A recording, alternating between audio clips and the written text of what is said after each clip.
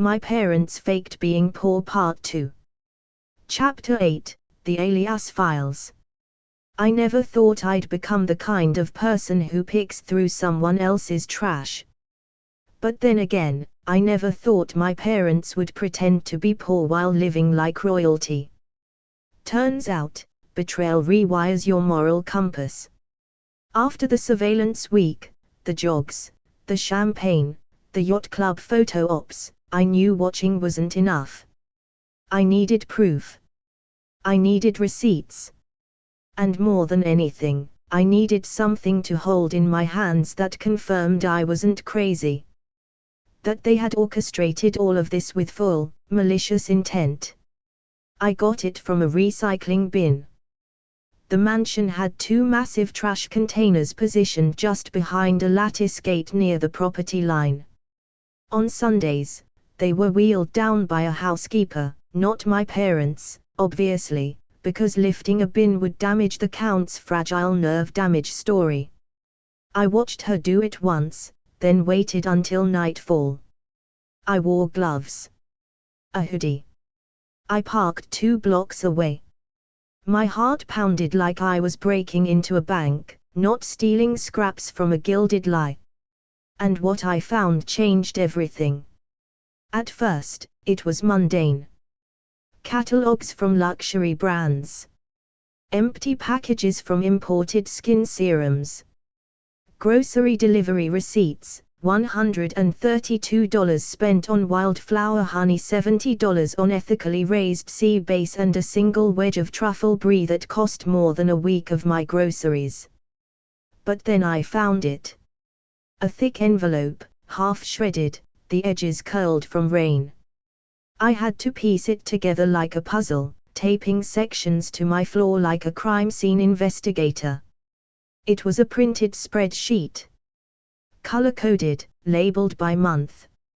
Names I didn't recognize: Celine Royale, Count Glasswood, Emilia St. James, Felix Moyo. All tied to different credit cards. Different bank accounts. Some under limited liability corporations. Some under offshore shell businesses with names like Azure Arcadia Enterprises and Moonlight Sovereign Limited. Each alias had its own column of purchases. Yachts booked. Jewelry bought. Plane tickets. Gift baskets. Private chef consultations. One entry read, Amalfi Sea View Suite, full buyout, under Royal alias. Royal alias. There it was. Black and white. Not a nickname. Not a slip of the tongue. A full-fledged identity. One of many. I froze, staring at the page. They weren't just lying to me. They had been erasing me. Replacing their real lives with characters. Personas. Ones that had no room for a daughter who wore thrift store clothes and brought home boxed wine. I kept going. In another envelope, I found printed emails. Confirmation letters. Boarding passes. A dinner invitation from something called the Glasswood Circle. I wasn't sure what that was, but the logo featured a golden falcon with a key in its talon. Illuminati adjacent, probably. And at the bottom of the pile, the final dagger. A printed list titled Boring People Who Know Too Much. It was in my mother's handwriting. There were 3 names. Helen, old co-worker, blocked on socials. Doug from book club. My real name, emotionally unstable, compulsively giving, easily manipulated. I stared at those words until they blurred. Emotionally unstable. Compulsively giving. Easily manipulated. That was how they saw me. Not as their daughter. Not as their lifeline. As a liability. I stood up too fast, dizzy from the weight of it. My knees cracked. I hadn't realized I'd been kneeling for almost 2 hours on the hardwood floor, taping together the fragments of my parents' lies like some deranged archaeologist. The aliases weren't just a cover. They were a rejection of me. They'd built their real lives with new names, new friends, new rules. Ones that didn't include birthdays in cheap apartments or cold nights without heating or me crying in the grocery aisle because I couldn't afford both toilet paper and toothpaste. I gathered everything into a box and locked it in my closet. The truth was no longer floating in the digital ether. Now, it was mine, ink on paper. And I was done playing their version of reality. From that night forward, I called it what it was. The alias files. And I would burn down the entire fantasy world they'd built. One file at a time. Chapter 9, The Masked Gala. It started with a rumor disguised as a whisper. Buried in the calendar I'd pulled from the trash, sandwiched between 2 spa appointments and a vague CGR. At the glass entry, was a date and time with a simple label, Solstice Gala Black Feather Required. At first, I thought it was a mistake. But then I remembered something from one of the emails I'd pieced together weeks ago, a message from someone calling themselves Lady Vradin confirming a private event beneath the Crescent Pavilion dress code, formal, masked, no phones, no press. The location wasn't listed. Just a symbol. A feather. And suddenly, like pulling a thread from a curtain, it all began to unravel. Through more late-night digging and social media sleuthing, I found the key, a luxury event agency that specialized in elite experiential gatherings. Hidden under vague menus and password-protected links was a buried page, accessible only with a code I eventually guessed. It was XAE, Roman numerals my father had used once on a wine label. The page listed 3 events for the quarter. One of them matched the exact time and name. The Solstice Gala. Location, private. Entry by name only. Theme, no past, no names, no allegiance. And there it was again, black feather required. I stared at the page like it might start speaking. A masquerade. Of course. Because when you build your life on lies, the only thing left to do is throw a party for your performance. I spent the next 2 days preparing. I rented a dress from an online service, dark velvet, floor length, with sleeves like falling shadows. I found a mask at a consignment shop, feathered and dramatic, with a subtle silver filigree. It covered half my face. I looked like vengeance wearing satin. I dyed my hair dark. Not permanently, just enough to look different, less recognizable. I kept my movements poised, careful. My nerves were fire, but my posture was steel. I forged an invitation. It wasn't hard. The logo, the date, the language, all already in my possession thanks to their shredded files and carelessness. I created a new alias for myself, Isadora Vale. It sounded fake enough to be real in a room full of people named Count Glasswood and Duchess de Lair. I arrived early. The Crescent Pavilion was an old estate that had once belonged to a shipping magnate and now existed only as a venue for those rich enough to afford privacy packages that included drone-blocking tech and off-grid security. It sat on a hill above the sea, the stone glowing golden in the dusk light. The guests began to arrive in pairs and trios, drifting from luxury vehicles and private town cars, swathed in velvet and silk, their faces obscured by feathers, gold, glitter, and horns. Some wore masks that covered only their eyes. Others wore entire headpieces, peacocks, wolves, ravens, demons. Every step, every gesture was choreographed decadence. And then I saw them. My parents. I knew it was them even before I saw their faces, or what little of them wasn't hidden behind their masks. My father wore a dark green tuxedo with an emerald-studded mask shaped like a falcon. My mother wore a black gown with a deep slit and a silver mask with lace edging.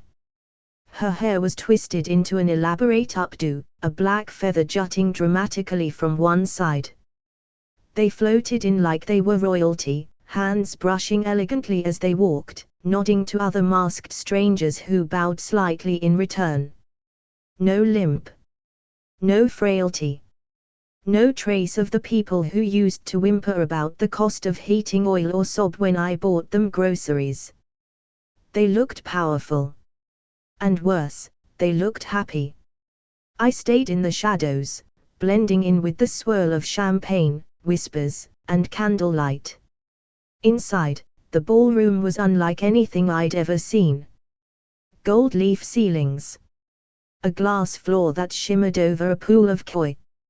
A quartet played something classical and strange in the corner while waiters served hors d'oeuvres I couldn't pronounce. Everything glittered. Everyone pretended. I watched my mother talk animatedly to a woman in a ruby mask about a winter estate in Lucerne. I watched my father clasp hands with a man in a serpent mask, murmuring about new holdings in Montenegro. I watched them spin around the dance floor like they were reborn. They didn't see me. And why would they? I wasn't part of this world. I wasn't a guest. I wasn't even a memory. I was a ghost in their fantasy. At one point, my mother threw her head back in laughter and said, in a voice I hadn't heard in years, one that was sharper, silkier, more theatrical than her usual Midwestern whimper. "Ah, children are exhausting. All they do is want." The serpent-masked man replied. "That's why I have dogs." They both laughed. And so did she. She laughed. At the idea of me. Of what I used to be. Of what I gave up. I left before the midnight toast. I couldn't take another moment of the masquerade, not the velvet, not the lies, not the music rising like a hymn to narcissism. Outside, the night air was cold and raw. I took off the mask and walked barefoot down the stone steps, carrying my heels in one hand like war trophies. In the distance, I could still hear them laughing. But now, I was done being silent. Chapter 10, Busted. Or not. I didn't sleep the night after the gala. Sleep felt irrelevant. I wasn't tired. I was something else entirely, a storm system in a human body. Every part of me buzzed with white-hot voltage. My hands shook. My thoughts churned like a blender with the lid ripped off. My rage had form now. It had a face. It wore masks and diamonds and whispered lies behind caviar bites. The next morning, I drove straight to the mansion. No disguise. No car parked in the shadows. No crouching in bushes or snapping photos through tinted windows. This time, I used the front gate. I buzzed the intercom once, and when the soft voice answered, "The housekeeper, probably," I said clearly, "It's me. Their daughter." A pause. Then the gate opened.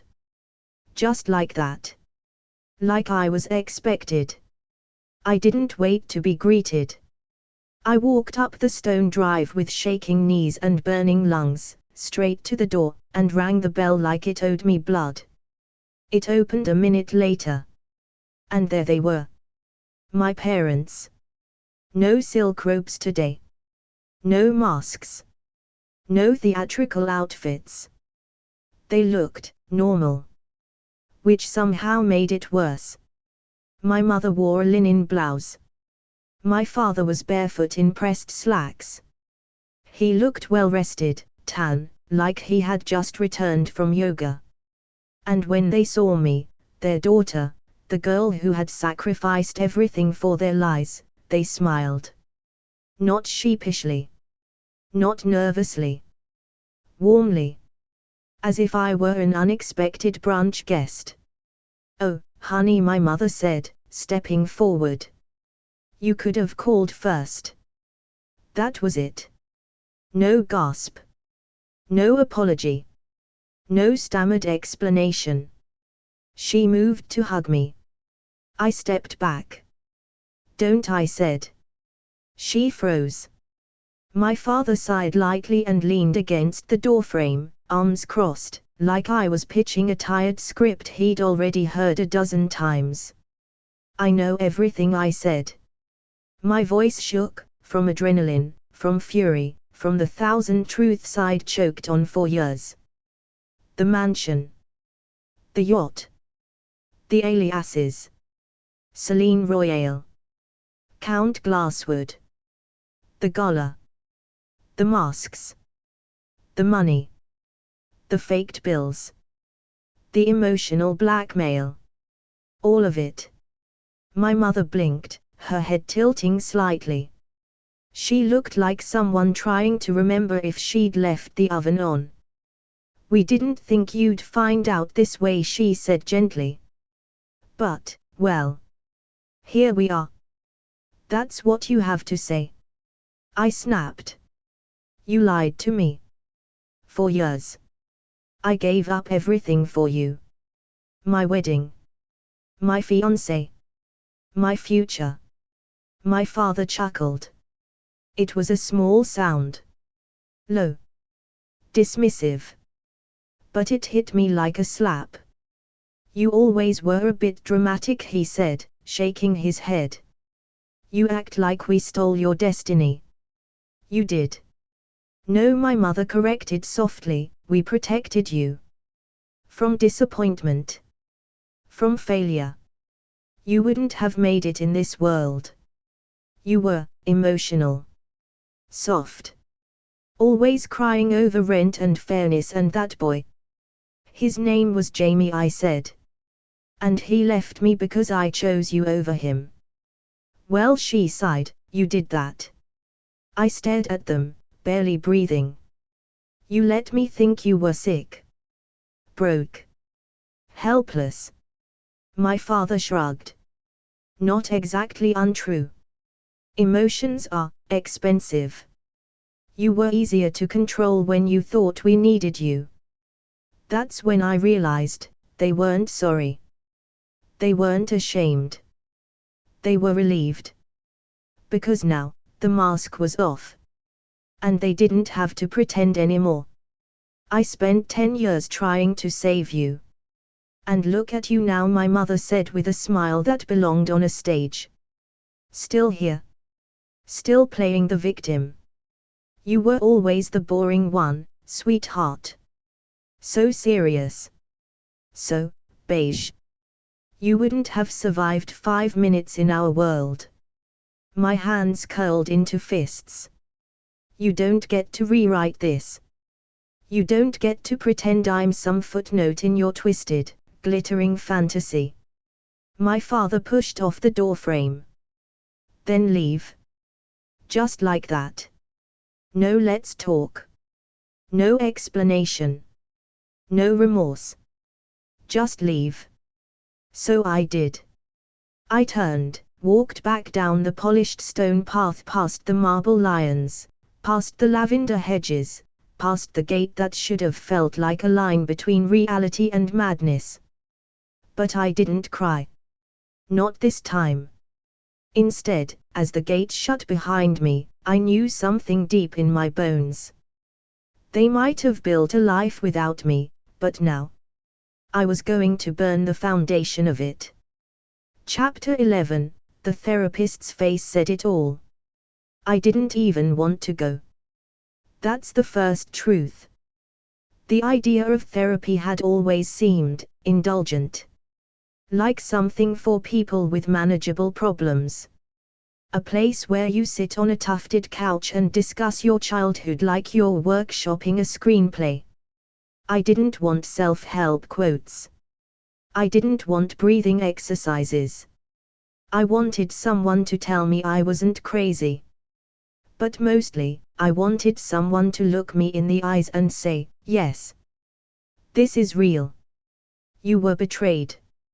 And it's not your fault. So I booked the appointment.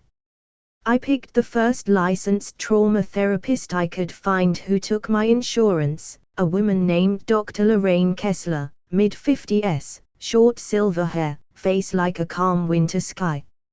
Her office was in a converted craftsman house with pale blue walls and plants that looked too alive to be fake but too perfect to be real. The room smelled like mint and old paper. There was a sand tray in the corner. A tissue box on the coffee table. The couch was too soft. Take your time, she said, smiling gently.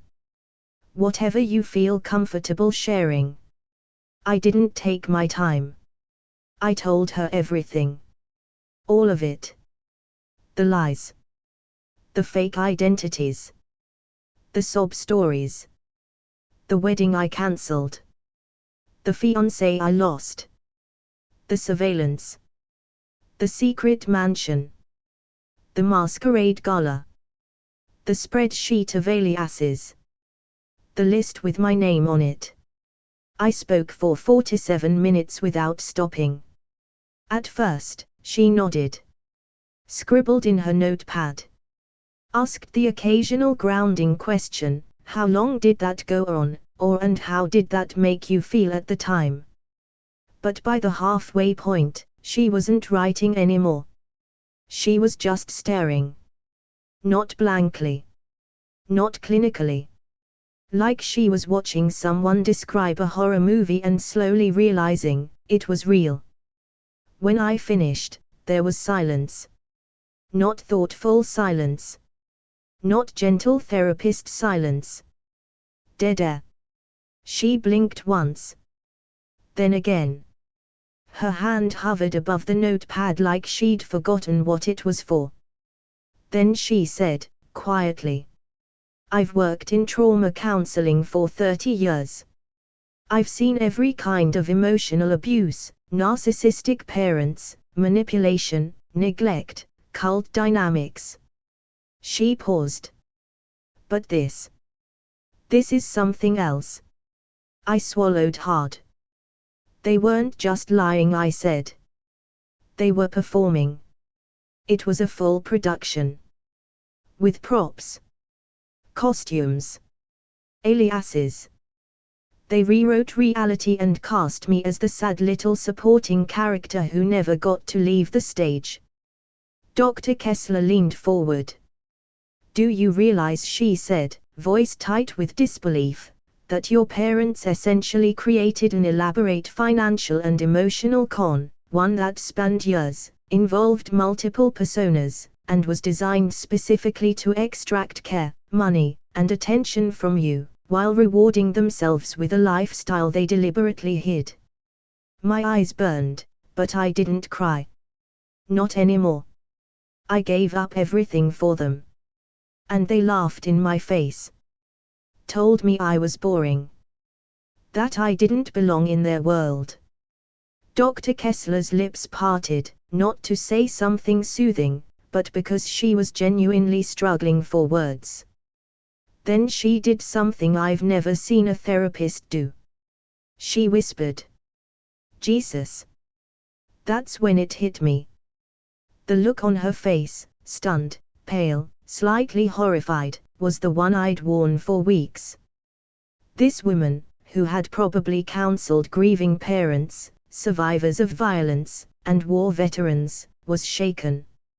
She reached for the tissue box and slid it toward me, but it felt less like a reflex and more like a white flag. Like she needed it more than I did. I took one anyway. Not because I was crying, but because the room felt suddenly too clean, too clinical, too sane. I just wanted them to love me, I said. My voice cracked on the last word. I thought if I worked hard enough, sacrificed enough, they'd finally see me. Dr. Kessler exhaled through her nose and sat back in her chair. They didn't raise a daughter, she said slowly. They built a benefactor. And that's when the tears came, not loud or dramatic. Just quiet, bitter streams that soaked my collarbone. Because deep down, I had always known that. But hearing it said aloud, plainly, like fact, broke something open. They'll never apologize, will they? I asked. No, she said. People like that don't apologize. They reframe. They rewrite. And they believe their version of the story so completely, they'll wear it like armor. So what do I do? Dr. Kessler met my eyes, the softness returning to her voice. You take off their story, she said. And you write your own. Chapter 12, Hidden Cameras and Revelation. Therapy gave me clarity. But revenge gave me purpose. After my session with Dr. Kessler, I didn't just feel validated, I felt dangerous. Like the air around me had finally shifted, and I wasn't the one being watched anymore. I was watching them. I started with the deliveries.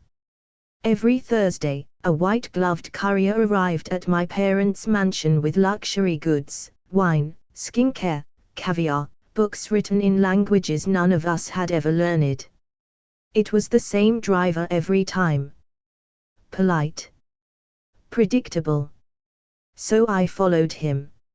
Not far, just down the hill to the estate's private service road, where the gate was often left open while the house staff unloaded. I waited until the sun dipped low and the household lights flickered on. Then I crossed into their kingdom. I wore gloves. Masked up. Moved fast. I had bought 3 discreet, motion-triggered mini cameras online.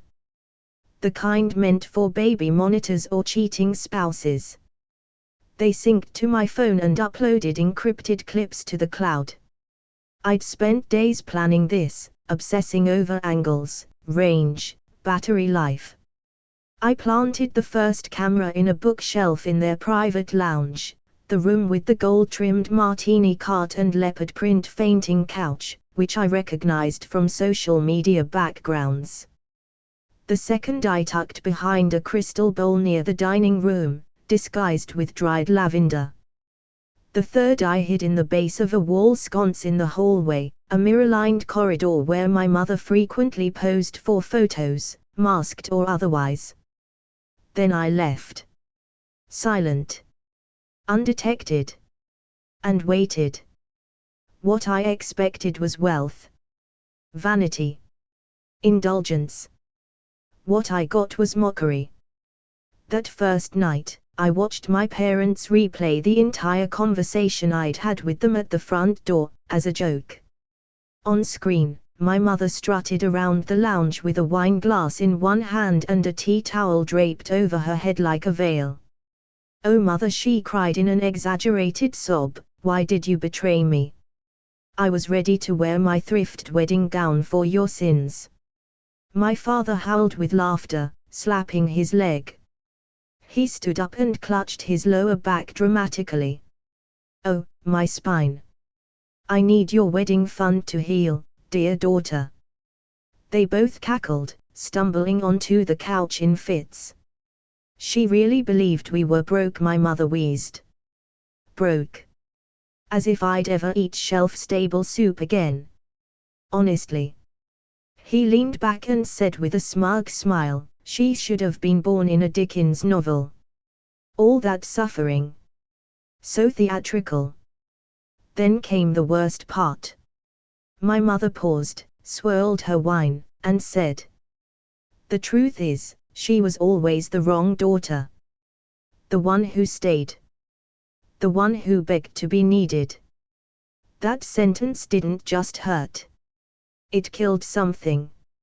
A week later, I caught footage of them planning another lie.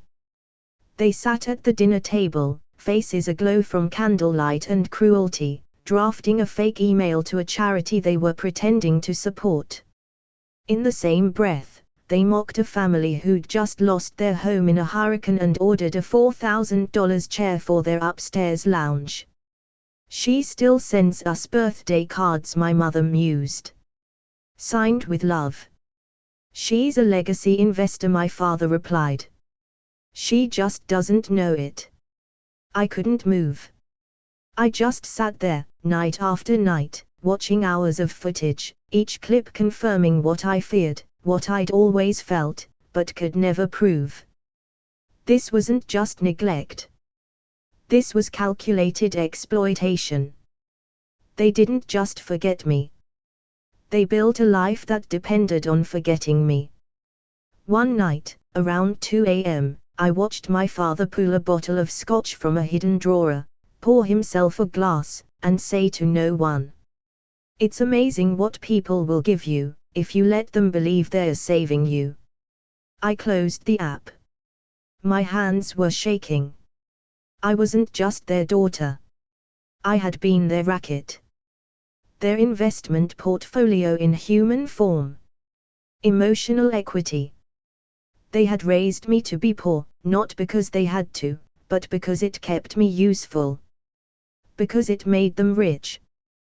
The alias files had been full of numbers. Paper. Transactions.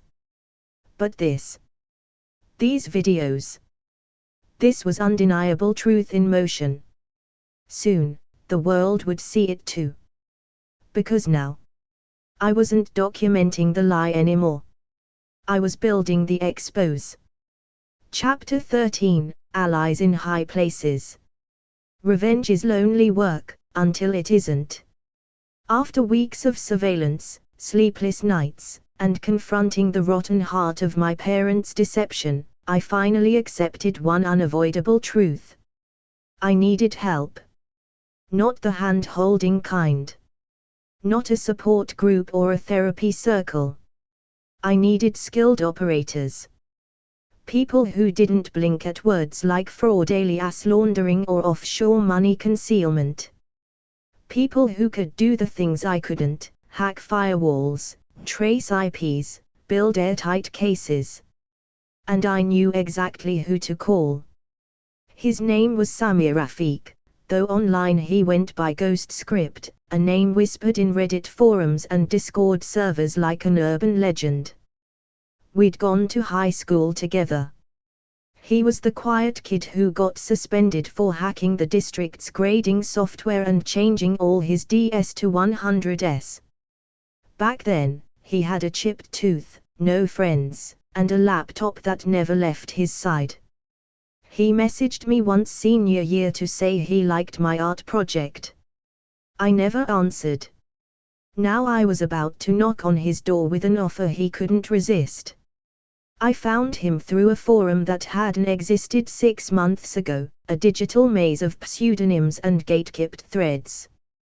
But once I said the magic words, offshore laundering via fake identities, I had his attention. He opened the door wearing a bathrobe and a VR headset. "Took you long enough," he said, lifting the goggles. "Your burner email was trash, by the way." I stepped into a one-bedroom apartment that smelled like instant noodles and electricity. There were 4 monitors glowing with green code, a ceiling fan on the brink of collapse, and an entire corner dedicated to vintage energy drinks. I explained everything. I showed him the alias files. The video footage. The mansion photos. The masquerade details. The fake LLCs. And when I said the words Royal Glasswood Holdings, he leaned back in his chair like he'd just heard a ghost. "Oh, I've seen that name before," he said slowly. "They use it to launder crypto for certain, let's say, exotic investments." He started typing. Fast. Over the next 5 hours, Samir tore through firewalls, traced shell accounts, and pulled up entire financial histories that should have been locked in vaults. And what he found made my stomach twist. At least 6 hidden accounts, all under different names, spread across banks in Switzerland, the Cayman Islands, and one in Luxembourg, of all places. Digital wallets tied to untraceable cryptocurrency transfers. Private foundations created as fronts, including one charmingly titled the Royal Compassion Fund. Mission statement: healing the world, one anonymous act of kindness at a time. I nearly threw up. They're not just hiding wealth, Samir said, clicking through a chain of transactions. They're recycling it. Making it invisible. And you're the loss they claim. What? He turned his monitor toward me. There it was, in a foundation tax document. Dependent, female, late 20s, no income, mental /emotional burden. That's how I was filed. As a tax-deductible hardship. I think I need a minute, I whispered. Samir looked at me, serious for the first time all night. They didn't just use you emotionally, he said. They used you financially. You're part of their scam ledger. My whole body felt numb. I walked to the window, looking down at the city, the streets, the lights, the unaware lives moving below me. I wanted to disappear. Instead, I called the second person who could help. Vera Jameson. Private investigator. Ex-cop. Wore leather jackets year-round and spoke in sentences that sounded like they belonged in a gritty Noi movie. She'd been hired once by a friend of mine to tail a cheating spouse and ended up uncovering an entire underground poker ring. She didn't ask why I called. She just said, meet me in 20. Bring evidence. I did. We sat in her office, surrounded by corkboards, maps, case files, and a literal safe in the wall. When I showed her the alias files and Samir's research, her jaw clenched. You've got enough to blow up their lives, she said. But we'll need more if you want this to go public. Paper trails. Witnesses. Something solid. I've got footage. Her eyes lit up like matches. I showed her the video of my parents mocking me, the back pain, the wedding, the wrong daughter line. She watched in silence. Then leaned forward slowly and said, "You're sitting on a powder keg." I exhaled for the first time in hours. So what now? She stood, grabbed a notebook, and opened her laptop. Now we go to war. From that moment on, I wasn't alone. Samir dug into digital records. Vera followed paper trails and contacted luxury vendors. I created backups, documented timelines, prepped everything for the day it would all come crashing down. Because this wasn't just a family scandal anymore. This was a full-scale operation. And I was building my case, not for closure, but for detonation. They lied. They cheated. They betrayed the one person who gave them everything. But guess what? The truth always finds a voice, and here, it screams. If you live for chaos, loyalty gone wrong, and revenge served cold. Like this video. Drop a comment. And hit subscribe, because on Family Drama Unleashed, we don't forgive, and we never forget. Tap that bell, because the next betrayal? It's already on its way.